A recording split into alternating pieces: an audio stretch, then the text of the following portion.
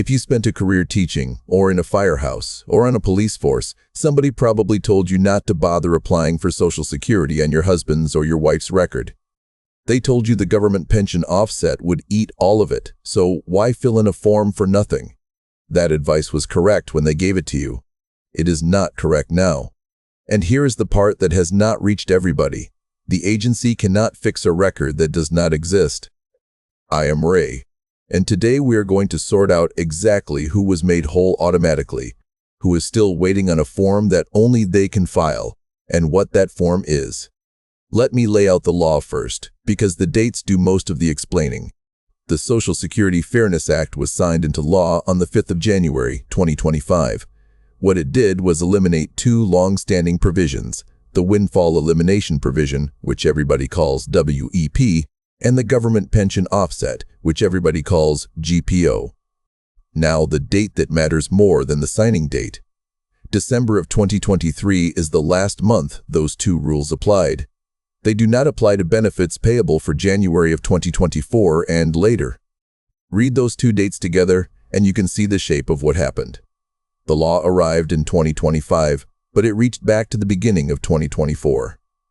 That gap is why there was retroactive money, and it is why some people got a payment that looked strange in their account with no explanation attached. Before we go further, let me separate the two provisions cleanly, because almost everybody mixes them up, and the difference decides whether you need to do anything today. The Windfall Elimination Provision, WEP, reduced your own retirement benefit. Your record, your work, your check, it applied to people who also had a pension from work that was not covered by Social Security. The Government Pension Offset, GPO, reduced a different kind of benefit. It reduced the benefit you would receive as a spouse or as a surviving spouse on somebody else's record if you had that same kind of public pension. One touched your own check. The other touched a check based on somebody else's work. Hold on to that distinction.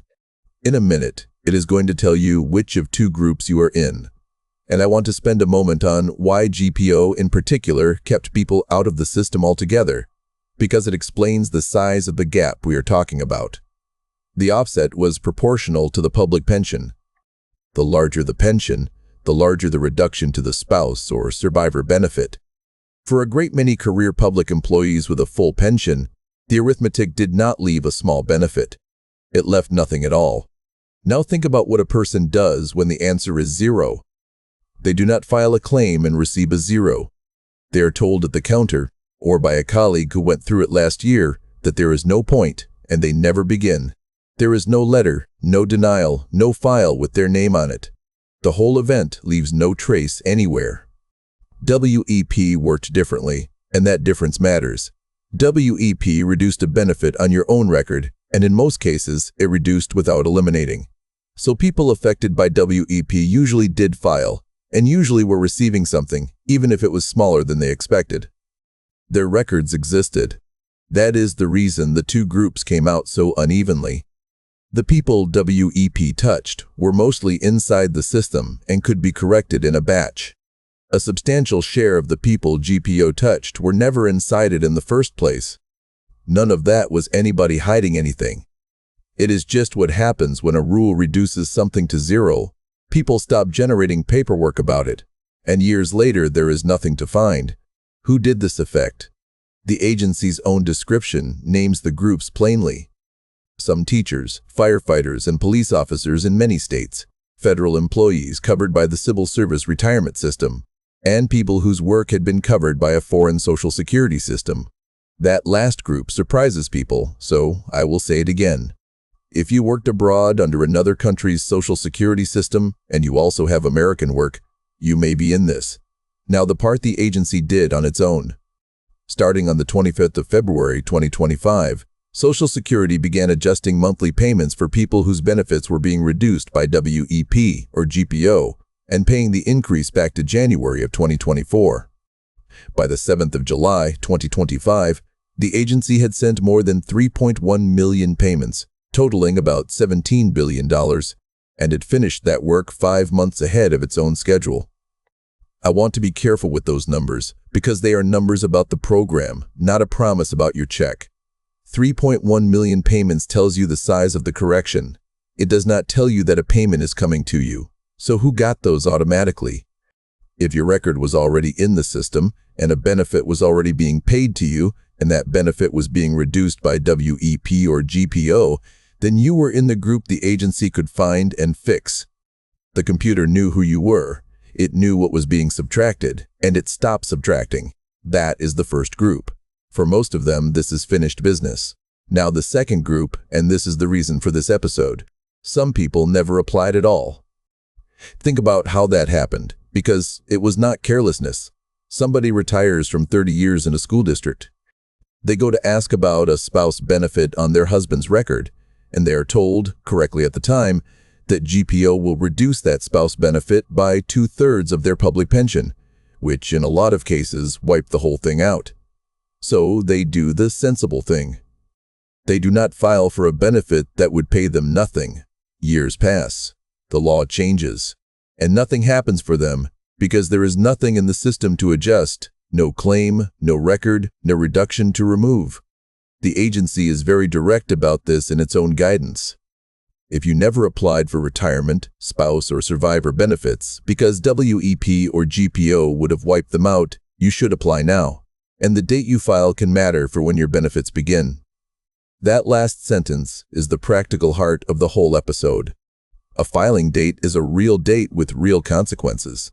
It is not the kind of thing that improves by waiting until you have thought about it a while longer. Let me give you the 2 tests that tell you which group you are in. Test 1. Are you already receiving a Social Security benefit of any kind? And did it go up sometime in 2025 with a lump sum arriving around it? If yes, you are in the automatic group, and the correction has already run for you. Test 2. Did you ever decide not to apply, or were you talked out of applying because of GPO or WEP? If yes, then nothing has been done for you, and nothing will be until you file. There is a third possibility that sits between them, and it is worth naming. Some people applied years ago, were told the offset reduced their benefit to 0, and stopped thinking about it. Whether the agency has a live record for you in that case is not something you can determine from your kitchen table. That is a phone call, and it is a short one. I would put a 4th group on the list too, and it is one nobody warns about. Households where the public employee has died. Consider a couple where the wife spent her career in a school system with a pension not covered by Social Security, and the husband worked in ordinary covered employment. Under the old rules, GPO would have reduced or eliminated her spouse benefit on his record, so she never filed. Now suppose it went the other way round, and the husband with the public pension died first. His widow may be entitled to a survivor benefit on his record, and the reduction that used to make that pointless is gone. Survivor benefits are the ones I would look at hardest here, for a simple reason. They are usually the larger of the two, and they are also the ones most often skipped, because the family is dealing with everything else at the time. If a public employee in your household died in the last few years and nobody ever filed for survivor benefits because of the offset, that is a call worth making this week. And one more group, the reverse of the last one. Somebody who took a public job late after decades of covered work, or someone who worked 2 careers side by side. Those records can be tangled enough that people simply assumed the offset applied without ever having it confirmed. The assumption cost nothing when the rules were what they were. It costs something now, so here is what to actually do, in order. The first thing, work out which of those 2 tests describes you. 2 minutes, no paperwork. The second thing, if you are in the never applied group, file. You can start an application online through the agency's own website, or by calling them, or in person at a local office. The application you need depends on which benefit you are claiming, your own retirement, a spouse benefit, or a survivor benefit. If you are not sure which applies to you, say exactly that when you call. Sorting that out is what the intake process is for, and getting it wrong on your own is worse than asking. The third thing, have the pension information ready before you start. The agency will ask about the public pension from work not covered by Social Security. That was the source of the offset in the first place. And although it no longer reduces your benefit, it is still part of the picture they need. The fourth thing, and the agency asks for this directly, make sure your mailing address and your direct deposit information are current with Social Security. Adjustments and retroactive payments go where the record says to send them. If you moved or changed banks in the last few years and never updated it, do that first. The fifth thing, write down the date you filed and keep any confirmation you receive. This is the same habit I ask for on every episode, and it matters more than usual here because a filing date can affect when benefits begin. Let me add something practical about the call itself, because the intake conversation goes better when you know what it is trying to establish. They are working out three things: whose record the benefit would come from, whether you meet the requirements on that record, and when your entitlement can begin. So the useful things to have in front of you are the ones that answer those three: your own Social Security number, your spouse's or your late spouse's Social Security number if the claim is on their record, your marriage date, and if it applies, the date of a divorce or the date of death, details of the public pension, including who pays it and roughly when it started. If you are claiming as a surviving spouse, that last set of dates does a lot of work, and having them written down turns a difficult call into a straightforward one. One more thing about the call. If you are told something that does not match what you understood, ask the person to tell you the specific rule they are applying and write down what they say along with their name. That is not being difficult. Records like these often involve several provisions at once, and a specific answer is something you can check or ask about again later. A vague one is not. Now let me handle three things. People ask about this carefully because there is a lot of loose talk about them. The first, does this mean everybody with a public pension now gets a bigger check? No. It means those two specific reductions no longer apply. If you were never subject to WEP or GPO, nothing about your benefit changed under this law. And if you never qualified for a spouse or survivor benefit for some other reason entirely, the repeal does not create eligibility that was not there. The second, is there still money going back to January 2024 for somebody filing now? The retroactivity of the law is one thing, and the rules about when your own benefits can begin are another. The agency has said the filing date can matter for when benefits start. So the honest answer is that this is a question for them about your specific record, and it is a reason to file sooner rather than later, rather than a reason to assume any particular outcome. The third, should you be worried if you have not been contacted? Not contacted and not affected are two different things. If you are in the automatic group, the change should already have shown up in the amount you receive.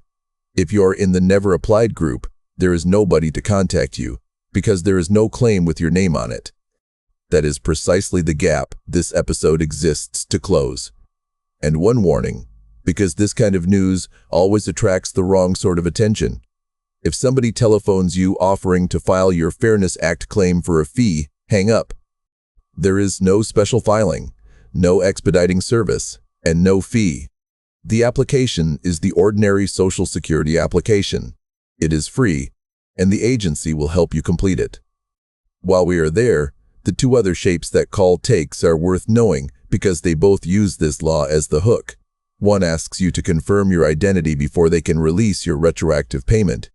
There is no payment being held pending your confirmation, and the agency does not begin a conversation by asking you to prove who you are over the phone. Anybody who does is not the agency. The other offers to calculate what you are owed for a small fee, or asks for banking details so the money can be sent faster. Nothing about this correction moves faster because somebody has your account number, and the amount, if there is one, is worked out from records you cannot supply over the phone anyway.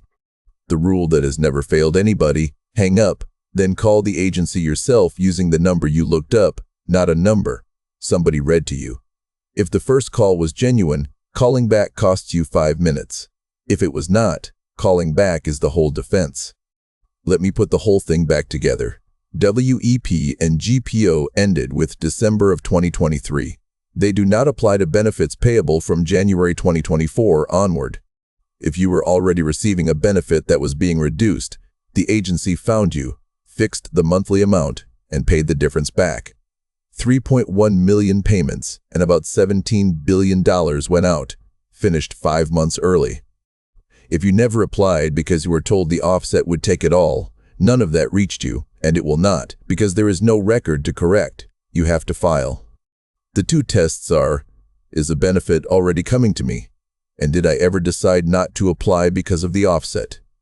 If it is the second one, the next step is a phone call or an application. This week, with your pension details in front of you and your address and bank information up to date. The usual note. I am not a benefits counselor, and this is general information from the agency's own published material, not advice about your specific record.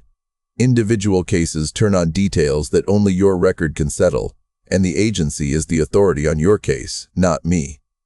If you know somebody who taught school, or worked in a firehouse, or spent a career in a police department, and who once shrugged and said there was no point applying, this is the episode to send them. There is a point now, and nobody is going to knock on their door about it. That is it for today. Take care of yourself, and take care of your record.